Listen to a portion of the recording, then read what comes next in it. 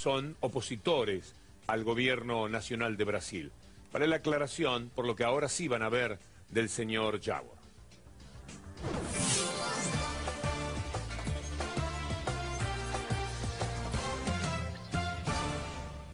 Mas afinal, o que provoca um ódio tão violento contra a cidade? Só vimos isso quando a organização criminosa de São Paulo queimou dezenas de ônibus.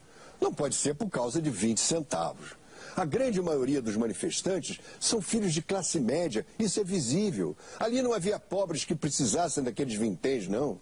Os mais pobres ali eram os policiais apedrejados, ameaçados com coquetéis Molotov, que ganham muito mal. No fundo, tudo é uma imensa ignorância política. É burrice misturada a um rancor sem rumo. Há talvez a influência da luta na Turquia, justa e importante, contra o islamismo fanático. Mas aqui se vingam de quê? Esses caras vivem no passado de uma ilusão. Eles são a caricatura violenta da caricatura de um socialismo dos anos 50 que a velha esquerda ainda defende aqui.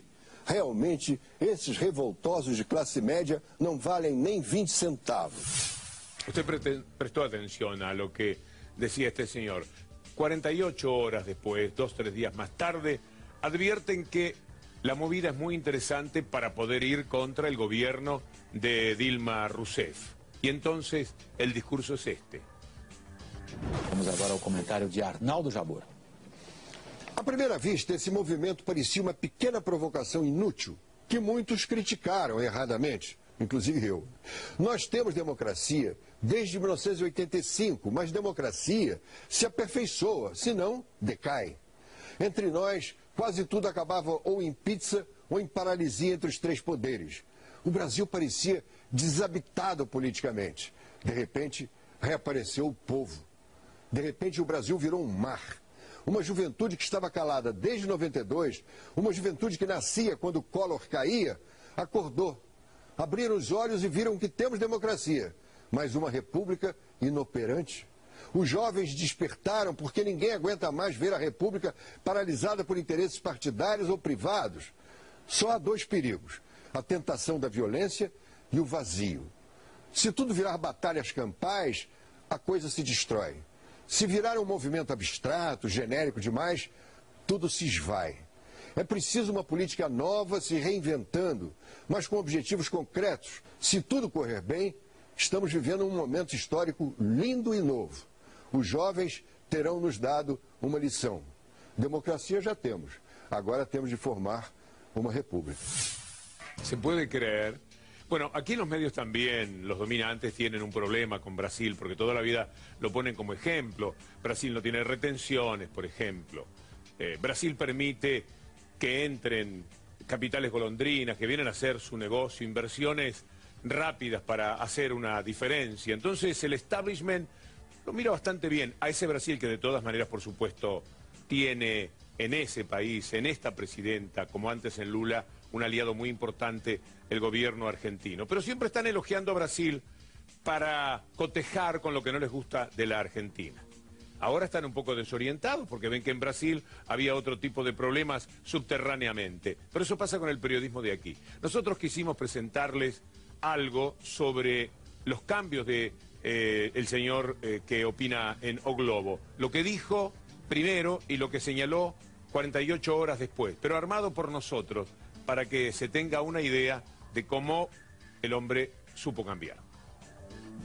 A grande maioria dos manifestantes são filhos de classe média, isso é visível. Ali não havia pobres que precisassem daqueles vinténs, não.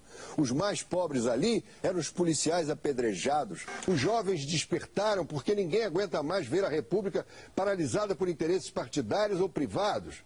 No fundo, tudo é uma imensa ignorância política. É burrice misturada a um rancor sem rumo. De repente, reapareceu o povo. De repente, o Brasil virou um mar. Uma juventude que estava calada desde 92, uma juventude que nascia quando o Collor caía, acordou.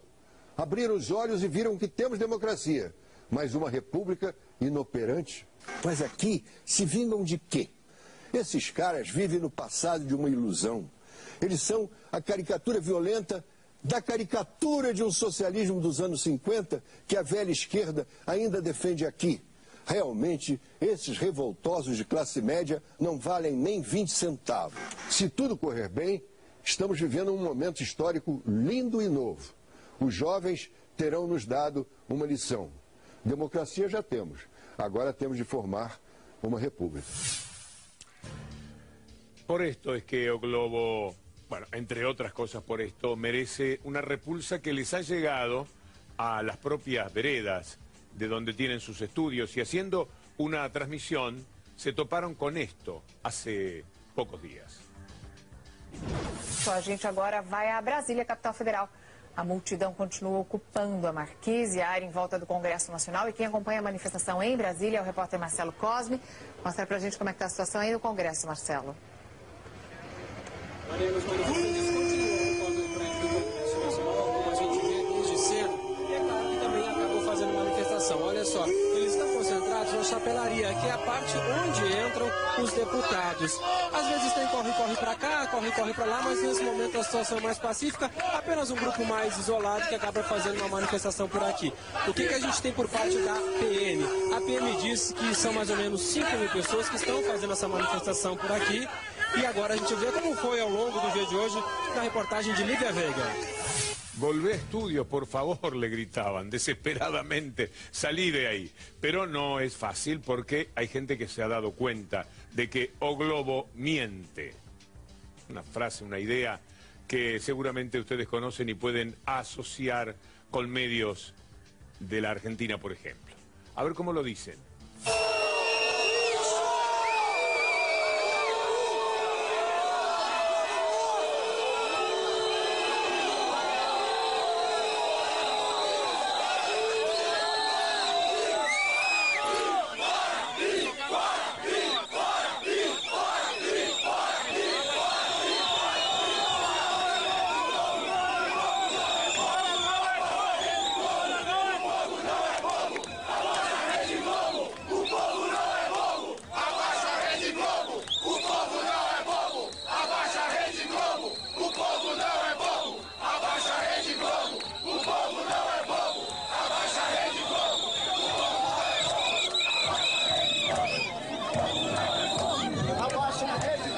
Marcelo chegou aqui e não conseguiu fazer a reportagem que queria fazer. Ninguém deixou. Vocês viram aí um pedaço. Deve estar indo embora agora.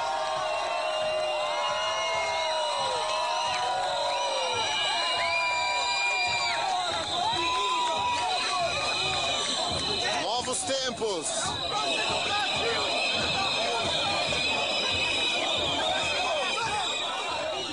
Ellos tienen un evidente malestar, hablo de los medios, con la democracia. Pero los pueblos también tienen un cierto malestar con los periodismos dominantes de nuestra América Latina y su gran capitán internacional que es la CNN. Vamos a hacer una pausa, Julieta. Sí, es Víctor Hugo, pero antes déjame contarte a vos.